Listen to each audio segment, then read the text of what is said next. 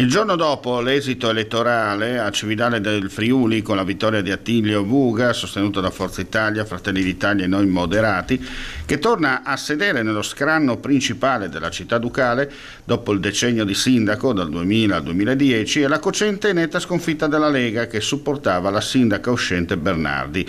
C'è da capire se gli equilibri all'interno del centrodestra regionale siano cambiati, oppure la tornata elettorale cividalese venga racchiusa nella semplice teoria delle consultazioni comunali, dove la gente vota le persone e che non incide fuori le mura dell'ex capitale longobarda. Sì, ovviamente io ringrazio Daniela Bernardi, perché penso abbia fatto un lavoro importante negli ultimi 5 anni, e devo dire che anche si è presentata sempre con la forza del fare.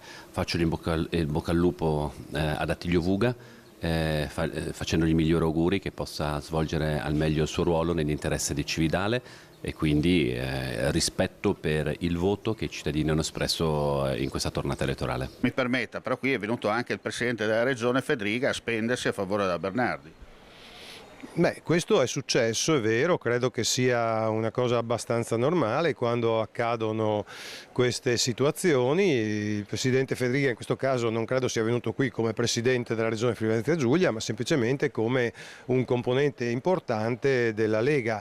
La soddisfazione di poter dire che questo risultato dà evidentemente a tutti noi fiducia rispetto a quelle che saranno le scelte che i cittadini del Friuli Venezia Giulia saranno chiamati a compiere nell'ambito delle prossime scadenze. Devo dire che il valore del centrodestra unito resta comunque un valore in sé.